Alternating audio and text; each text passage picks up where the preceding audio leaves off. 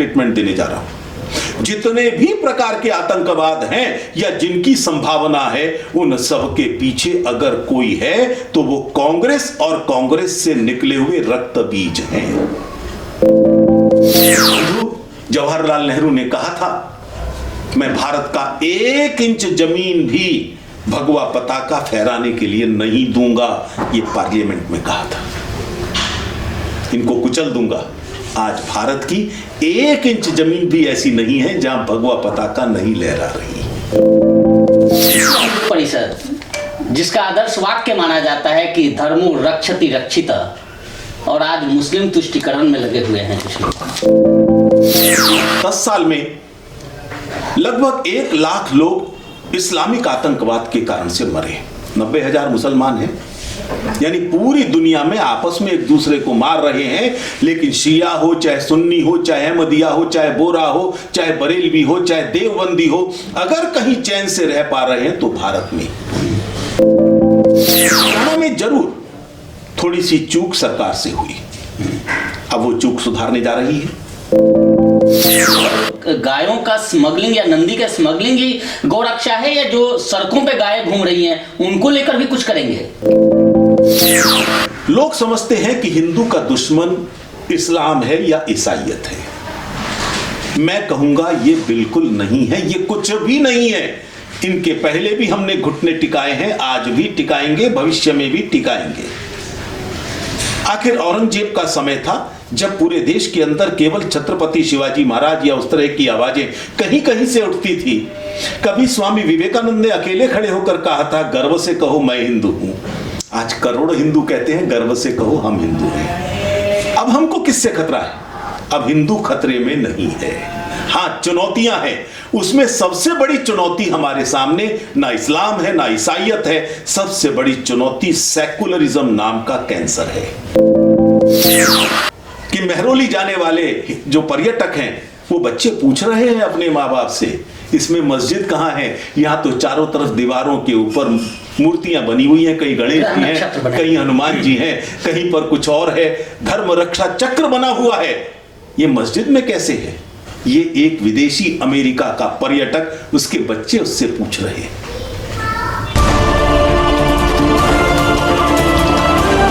नमस्कार, मैं हूं सुशील कुमार और आप देख रहे हैं प्रवासी एक्सप्रेस। आज हमारे साथ विश्व हिंदू परिषद के अंतर्राष्ट्रीय संयुक्त महामंत्री डॉक्टर सुरेंद्र जैन हैं। सबसे पहले तो सर आपका बहुत बहुत स्वागत है। धन्यवाद। सर, विश्व हिंदू परिषद, जिसका आदर्श वाक्य माना जाता है कि धर्मो रक्षति रक्षिता, और आज मुस्लिम तुष्टिकरण में लगे हुए हैं कुछ लोग। ये देश का बहुत बड़ा दुर्भाग्य है।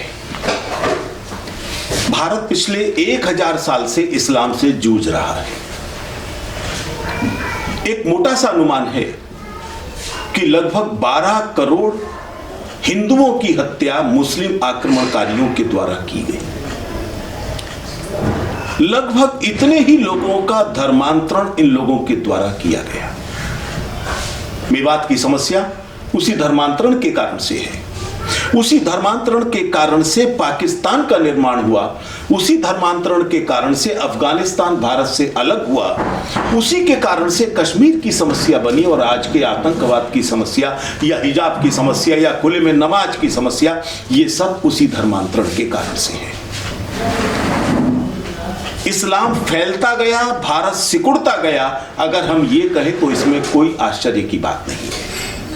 लेकिन अंग्रेजों का तो समझ में आता था, वो इस परिस्थिति का लाभ लेना चाहेंगे अपनी सत्ता को स्थायी रूप से टिकाने के लिए। लेकिन भारत के आजाद होने के बाद भी इस तथ्य को समझा नहीं गया। और जिस इस्लाम के कारण भारत का विभाजन हुआ, दुर्भाग्य से उसी इस्लाम के अनुयायियों का तुष्टीकरण वोट बैंक के कारण से आजादी के बाद में भी किया गया। वो भूल गए उस सूत्र को, धर्मो रक्षति रक्षिता। हमने हिंदू धर्म की उपेक्षा की, उनका तुष्टीकरण किया, और उसके परिणाम स्वरूप वो जो उनकी इच्छाएं 47 के बाद दब जानी चाहिए थी दारुल इस्लाम के निर्माण की, वो इच्छाएं और बलवती होती चली गई। अरे भारत तो उनके लिए जन्नत है। 36 फिरके हैं इस्लाम के, सब यहां चैन से रह रहे हैं। भारत को छोड़कर सब जगह आपस में एक दूसरे से लड़ रहे हैं। एक तथ्य बड़ा महत्वपूर्ण है, पिछले 10 साल में लगभग 1 लाख लोग इस्लामिक आतंकवाद के कारण से मरे। 90,000 मुसलमान हैं, यानी पूरी दुनिया में आपस में एक दूसरे को मार रहे हैं। लेकिन शिया हो, चाहे सुन्नी हो, चाहे अहमदिया हो, चाहे बोरा हो, चाहे बरेलवी हो, चाहे देवबंदी हो, अगर कहीं चैन से रह पा रहे हैं तो भारत में।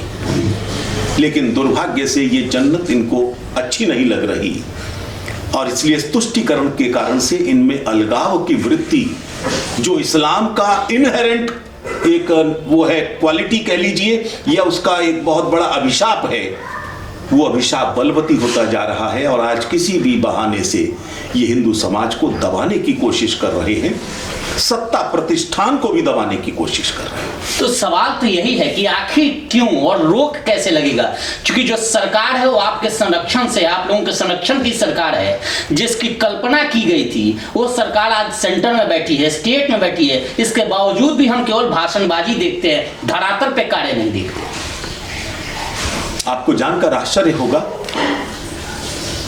मुसलमान दंगे वही करता है, हिंदुओं की हत्या वही करता है जहां पर उनकी समर्थक सरकार होती है, तुष्टीकरण करने वाली सरकार। मुझे ध्यान आता है पश्चिमी उत्तर प्रदेश को उस समय के राज्यपाल ये कहा करते थे, ये दूसरा पाकिस्तान है। बल्कि उन्होंने तो और आगे बढ़कर कहा कि यहां कई पाकिस्तान पनप रहे हैं।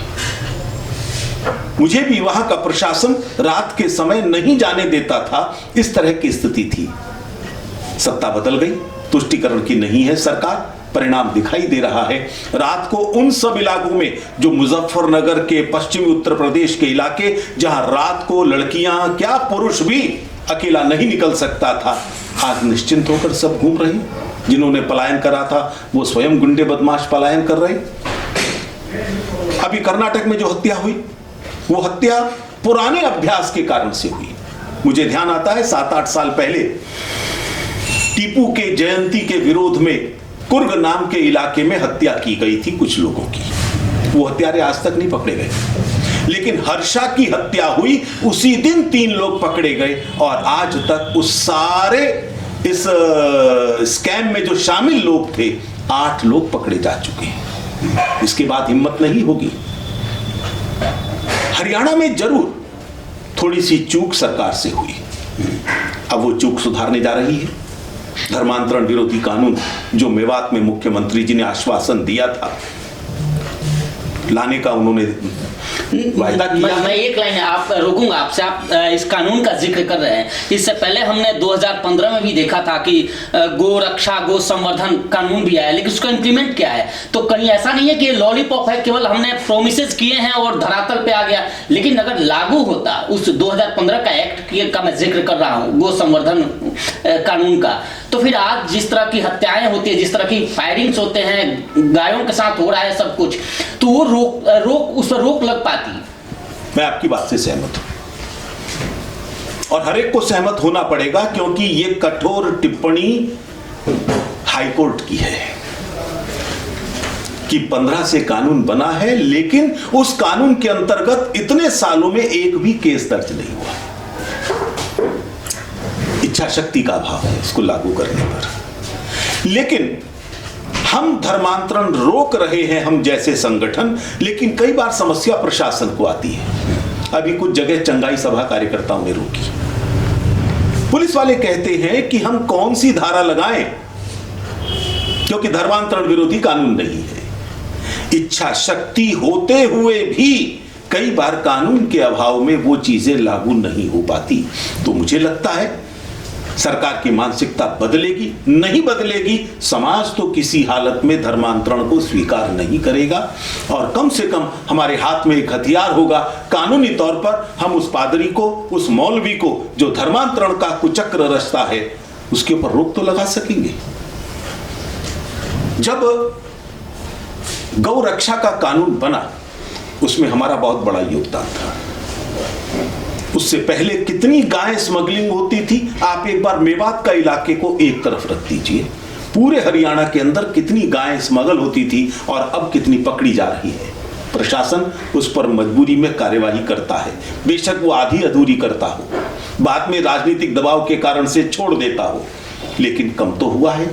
हाँ, मेवात के अंदर जो परिणाम हम लाना चाहते थे वो परिणाम अभी नहीं आया है। मैं जब आ रहा था आपसे बातचीत करने, तो कुछ लोगों ने कहा कि पूछना जैन साहब से कि केवल गायों का स्मगलिंग या नंदी का स्मगलिंग ही गौरक्षा है, या जो सड़कों पे गायें घूम रही हैं उनको लेकर भी कुछ करेंगे? अभी विश्व हिंदू परिषद हरियाणा के विधायकों से संपर्क करने का एक अभियान चला रहा है।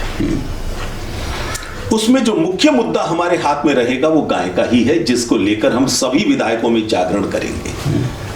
और उसके अंदर एक नया मुद्दा हम दे रहे हैं और वो है गौ अभयारण्य, जिसको हम काउ सेंचुरी अंग्रेजी में कह सकते हैं। बहुत सफल प्रयोग इसका मध्य प्रदेश में हुआ और हिमाचल प्रदेश में हुआ। जंगलों का बहुत बड़ा इलाका कवर कर दिया गया, चारों तरफ से फेंसिंग कर दी गई और केवल गायों के लिए। पूरे हिमाचल में अगर कहीं गायें लावारिस घूमती हैं, आवारा शब्द का प्रयोग करना उचित नहीं है। आवारा वो नहीं है जिनको छोड़ दिया गया, आवारा उनके रखने वाले हैं जो दिन के अंदर छोड़ देते हैं और दूध के समय उनको ले आते हैं, वो आवारा है। कार्यवाही उन पर होनी चाहिए। लेकिन ऐसी सब गायों को लेकर जाएंगे कहां? तो उसके लिए गौ अभयारण्य बनाया जाए। उसका इलाज ये नहीं है कि उनको कसाईयों के हवाले कर दिया जाए, उनका संरक्षण होना चाहिए। जब गौ अभयारण्य बनेगा तो गौ की जो पंचगव्य है उसका सही उपयोग हो सकेगा। आखिर हिमाचल के लोग वहां पर गायों को रखकर उनका दूध निकाल रहे हैं, वहां की सरकार निकाल रही है, उसकी ब्रांडिंग कर रही है, उसको बेच रही है, वहां दवाइयां बन रही हैं। मुझे लगता है आज इसका एकमात्र उपाय यही है, हम दोबारा से बैलों के आधारित कृषि चले उस ओर ले जा सकेंगे। संभावनाएं कम लग रही हैं। 1964 से 2022 का मैं जानना चाहूंगा, क्योंकि आप मिले हैं और मेरी इच्छा भी थी आपसे मिलकर यह बात करने की। कहीं कहीं आपको नहीं लगता कि विहिप जिस मुद्दे को लेकर विहिप का गठन होगा उस मुद्दे से भटक गया? सवाल ही नहीं है। विहिप का जन्म किसी व्यक्ति ने नहीं किया, स्वयं प्रभु की इच्छा से हुआ है। आंदोलन के रूप में हुआ था? नहीं, विश्व हिंदू परिषद का जन्म हुआ 1964 में जी। हिंदू धर्म की रक्षा के लिए, हिंदू प्रतीक चिन्हों की रक्षा के लिए, हिंदू सम्मान की रक्षा करने के लिए, हिंदू संस्कारों को आगे बढ़ाने के लिए आंदोलन शुरू किया 1984 में जी।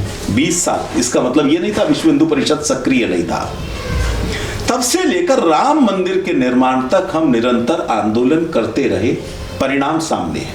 500 साल का संघर्ष विहिप के जन्म से बहुत पहले का वो पूरा हुआ ना। राम सेतु का आंदोलन वो किसने चलाया? कांग्रेस सरकार ने तो तय कर लिया था, डीएमके ने तय कर लिया था राम सेतु टूटेगा, हमने नहीं तोड़ने दिया। अमरनाथ की रक्षा हुई, वो किसके कारण से हुई? 1984 में एक और फैसला लिया गया था विज्ञान भवन में, आपको याद होगा उसमें, तो उस पर कब तक अमल करेंगे आप लोग? अब अभी भोपाल में हुआ तो भोपाल में यह कहा गया कि नहीं, उन मुद्दों से हम हट गए। यानी 1984 में जिस तरह से आप लोगों ने कहा कि नहीं, अब राम मंदिर के साथ साथ काशी भी है, मथुरा भी है, और भी बहुत कुछ है। आप जानते हैं कि मेरे सामने 10 चीजें रखी हैं, मैं 10 की 10 इकट्ठे उठाकर प्रयोग करना शुरू कर दूंगा तो कंफ्यूजन निर्माण होगा। एक एक करके होता है ना। दूसरा, राम जन्मभूमि का मुद्दा हमने थोड़ा ही शुरू किया। राम जन्मभूमि का मुद्दा हिंदू समाज का संकल्प था, हमने उसको आगे बढ़ाया, हाँ परिणति तक पहुंचाया, ये ठीक है। काशी का विकास हो चुका है, वो कहां है? मुसलमान रो रहे हैं जो गजनी के वंशज अपने आप को मानते हैं, आम मुसलमान नहीं, गजनी का वंशज मानता है कि वो जो बाबा विश्वनाथ का मंदिर तोड़कर वहां पर उन्होंने वो मस्जिद बनाई थी वो तो कहीं छिप गई, आज छिपी है, कल साफ भी होगी। मथुरा का मामला भी कोर्ट में चल रहा है, दोनों ही कोर्ट में है। लेकिन मैं समझता हूं कि ये भी समाज ने उठाया था, समाज इसको भी उठाएगा। ये राम जी की इच्छा से हुआ था, कैसे कैसे करवट बदली है बताने का समय नहीं है, लेकिन पूरा देश जानता है। आखिर परिणाम सामने आया। राम जी की इच्छा थी, भगवान कृष्ण की इच्छा होगी, काशी विश्वनाथ की इच्छा होगी, कौन सा पहले उठेगा हम नहीं कह सकते। होगा, जरूर होगा। गुलामी के प्रतीकों को अब देश स्वीकार नहीं करेगा, ये ध्यान कर लेना। ये पहले वाला भारत नहीं है, नया भारत है जो स्वाभिमान के साथ जीना चाहता है। एक बयान था अभी हाल ही में भोपाल में जो बैठक हुई थी आपकी, तो उसमें कहा गया है कि अब वो मुद्दे विहिप के वो अब मुद्दे नहीं रहे, अब तो समरसता का मुद्दा है। इसका क्या मतलब समझे? ये हमने कभी नहीं कहा कि विहिप के वो मुद्दे नहीं है। हमने स्पष्ट कहा था अभी राम जन्मभूमि का मंदिर बनने दीजिए, उपयुक्त समय आने दीजिए, फिर वो भी होंगे।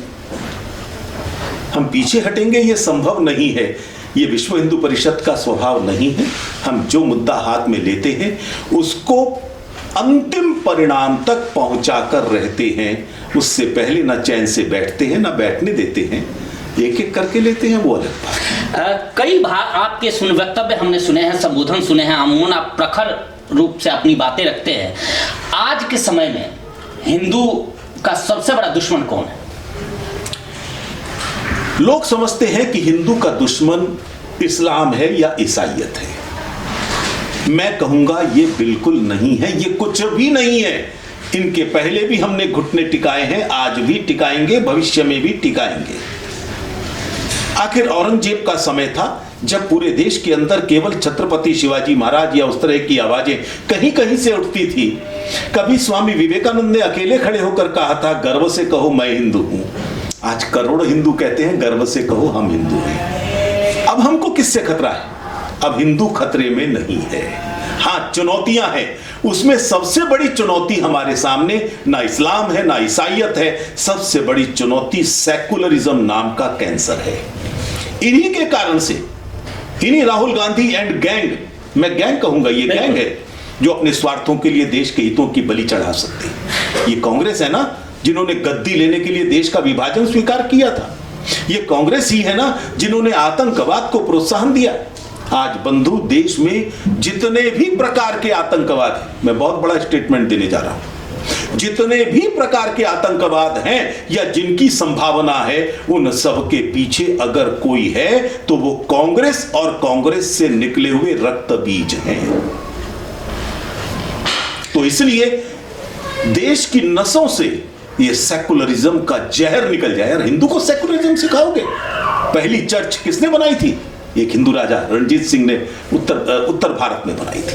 पहली मस्जिद किसने बनाई थी?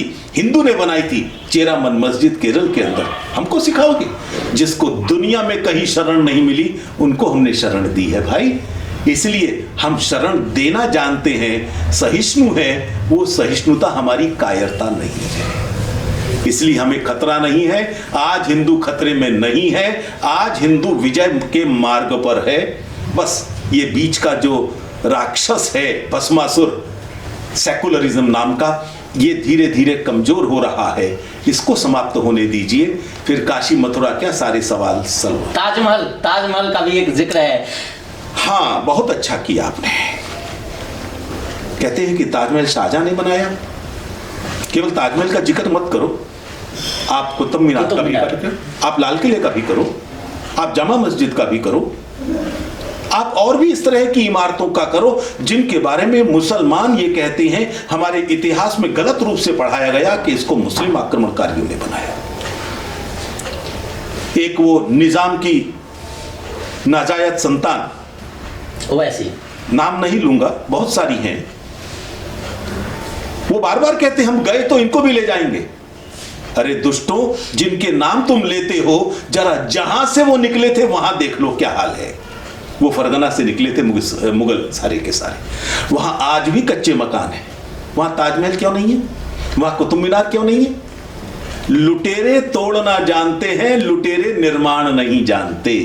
वो बना नहीं सकते, ध्वंस कर सकते हैं। मुस्लिम आक्रमणकारियों ने केवल ध्वंस किया है और उनके अनुयायी भी केवल यही कर रहे हैं। एक भी कुतुब मीनार, एक भी ताजमहल, एक भी लाल किले जैसी इमारत वहां क्यों नहीं है? यहीं की इमारतों को तोड़ना, तोड़कर उसमें थोड़ा रद्दो बदल करना और उसको बताना कि हमने किया है, और इनकी चप्पल चाटने वाले इतिहासकारों ने दुर्भाग्य से उसी इतिहास को हमारे माथे पर थोप दिया। ये इनकी कुव्वत नहीं है। अभी मैं कल ही तो पढ़ रहा था कि मेहरौली जाने वाले जो पर्यटक हैं वो बच्चे पूछ रहे हैं अपने माँ बाप से, इसमें मस्जिद कहाँ है? यहाँ तो चारों तरफ दीवारों के ऊपर मूर्तियां बनी हुई हैं, कहीं गणेश जी हैं, कहीं हनुमान जी हैं, कहीं पर कुछ और है, धर्म रक्षा चक्र बना हुआ है, ये मस्जिद में कैसे है? ये एक विदेशी अमेरिका का पर्यटक, उसके बच्चे उससे पूछ रहे हैं, चीख चीख कर ये सारे सबूत कह रहे हैं। आखिर वहां रखा हुआ बोर्ड, आपके तो गुड़गांवा के नजदीक है ना, कभी मस्जिद वो जो कुव्वत इस्लाम है उसमें चले जाओ, वहां साफ लिखा हुआ है ये 36 मंदिरों को तोड़कर बनाया है। ये लुटेरे हैं भाई, इस्लाम और इस्लाम के अनुयायी। तो इसलिए चाहे ताजमहल हो चाहे कुछ हो, इन सब के ऊपर बहस होनी चाहिए, चर्चा होनी चाहिए, शोध होनी चाहिए। चर्चा के नाम से ही वो बिदकते हैं। क्यों बिदकते हैं? उन्हें मालूम है असलियत क्या है। बहुत सारी एक्सपेक्टेशन थी अपनी सरकार से, आपकी अपनी सरकार। चूंकि मैं 1998 का जिक्र करूंगा जब सरकार ने घोषणा पत्र दिया था, लोक एक देश एक संस्कृति का जिक्र किया था, वो भी आज 2022 हो गया, कहीं नहीं दिखा। हम उम्मीद कर रहे थे कि 2014 में कहीं ना कहीं सरकार उस पर काम करेगी, आज 22 हो गया।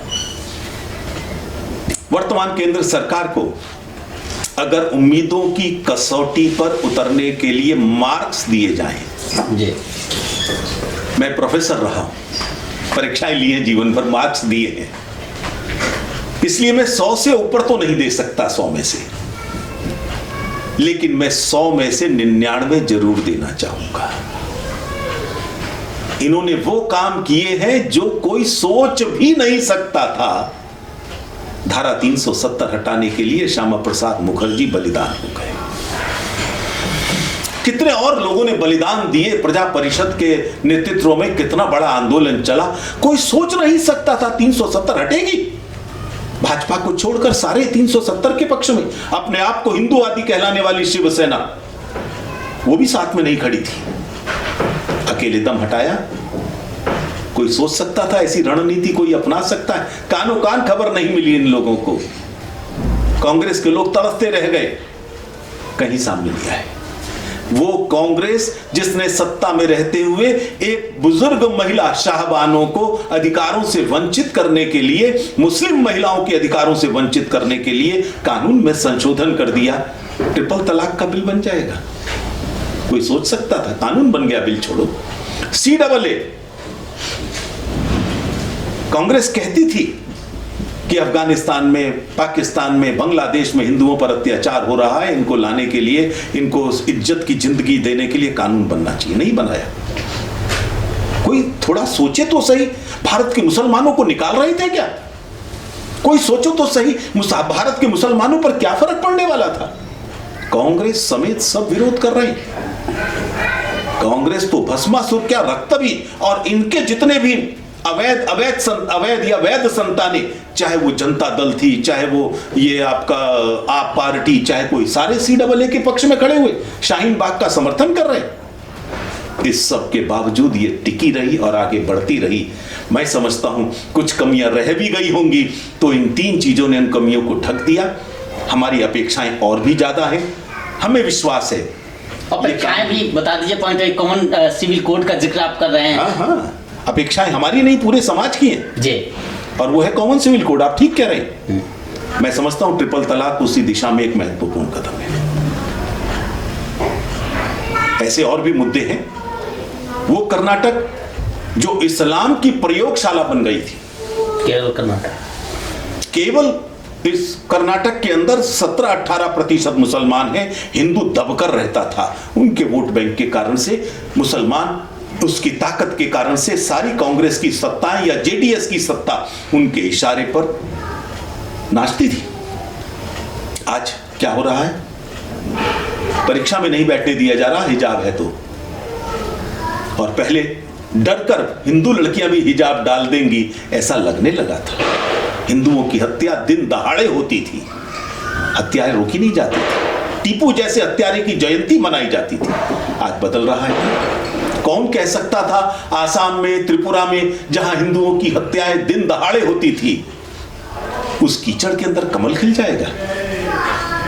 हमारे कार्यकर्ता पहले डर कर काम करते थे, बांग्लादेशी छाती चौड़ी करके रहते थे, आज बांग्लादेशी घुसपैठिया दबकर रहता है। हमारी मंदिरों की जमीनें हड़प ली गई थी सारे आसाम के अंदर, आज वो मदरसों से आतंकवाद पनपता था, आज वहां का मुख्यमंत्री आज मदरसों पर रोक लगा रहा है। लेकिन मदरसों पर रोक तो हरियाणा या बाकी राज्यों में भी होना चाहिए, जिस तरह से असम का आप जिक्र कर रहे हैं।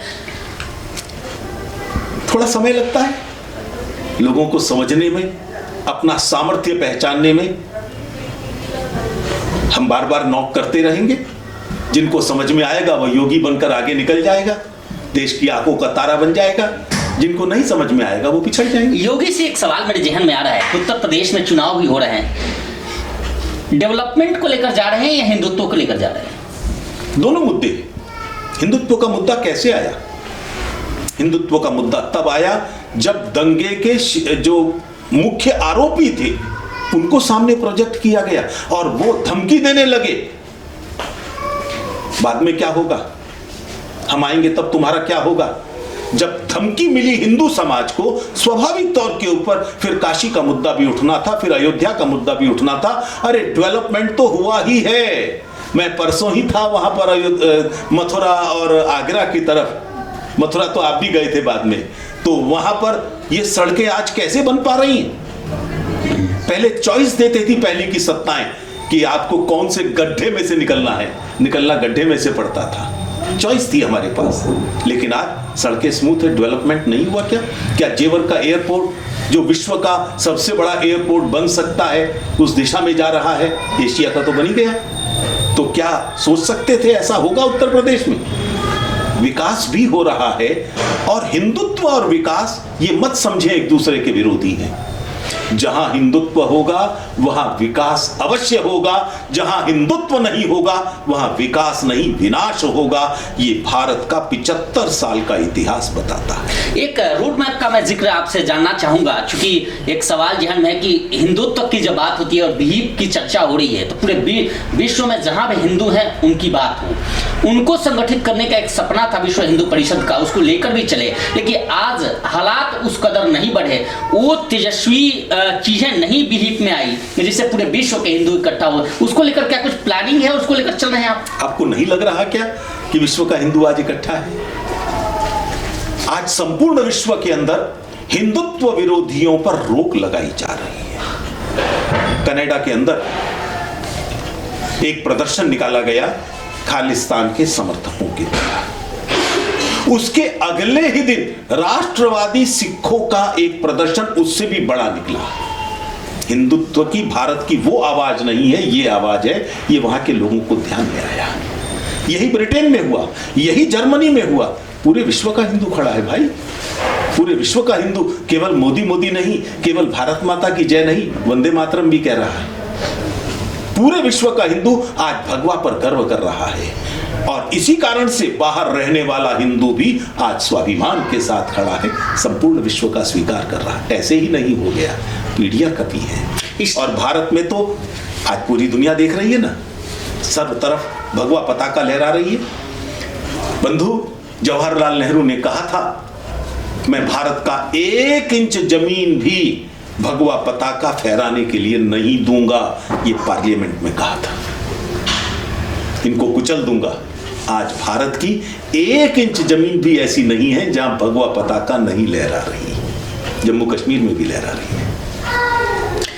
इस्लामिक आतंकवाद से पूरा विश्व पीड़ित है, कई सारे देश पीड़ित हैं, भारत में सबसे ज्यादा प्रकोप क्यों है इनका? आज संपूर्ण विश्व ही नहीं, संपूर्ण मानवता, विश्व की सभ्यता इस कट्टरपंथी इस्लाम से त्रस्त है। वहां मुकाबला हो रहा है। इसलिए आप देख रहे हैं फ्रांस में हिजाब पर बैन हो गया, चीन के अंदर मस्जिदें साफ कर दी गई, खुले में नमाज सब जगह वर्जित होती जा रही है। भारत में बिलबिलाहट हो रही है क्योंकि बुझता हुआ दिया फड़फड़ाता ज्यादा है। भविष्य साफ दिखाई दे रहा है। हिंदुत्ववादी शक्तियां आगे बढ़ रही हैं, तुष्टीकरण की शक्तियां सीमित होती जा रही हैं, और इस कारण से जब ये फड़फड़ाते हैं तो वही स्वरूप दिखाई दे रहा है। आप पहले का परिदृश्य देखें। मैं दिल्ली चांदनी चौक का रहने वाला हूं, जामा मस्जिद के पास मेरा घर हुआ करता था।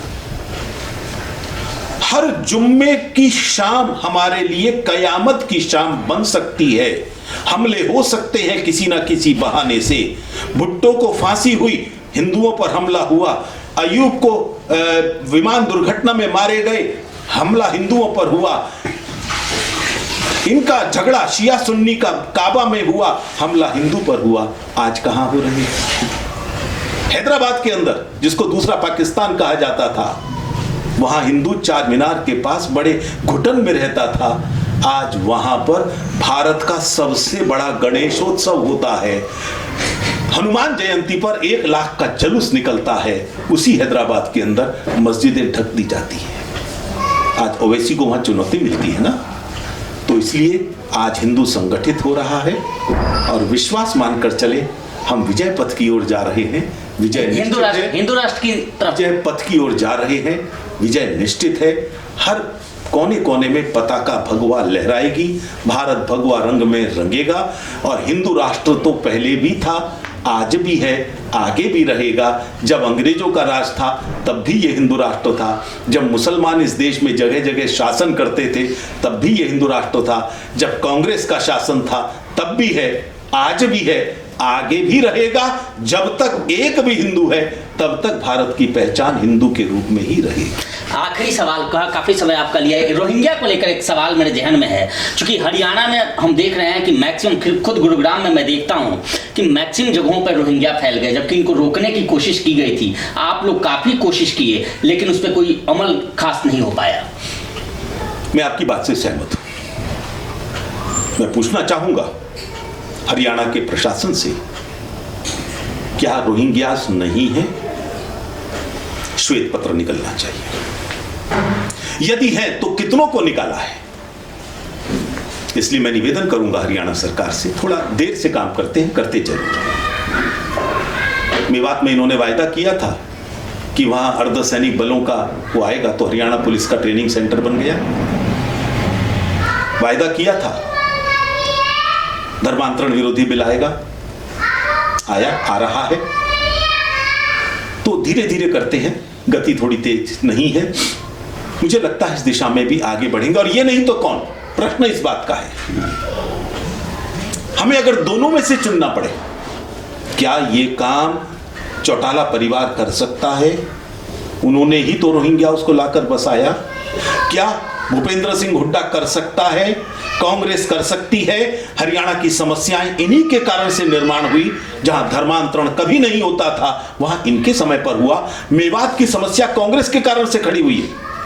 ये तो भाग रहे थे ना पाकिस्तान, नेहरू जी ने, गांधी जी ने, उन्होंने ही तो रोका इनको। उन्होंने ही तो वहां पर मेवात को पनपने दिया, इस समस्या को। तो इसलिए मैं समझता हूं कौन है इनके सिवाय करेंगे यही? थोड़ा देर से कर सकते, होगा ही नहीं से।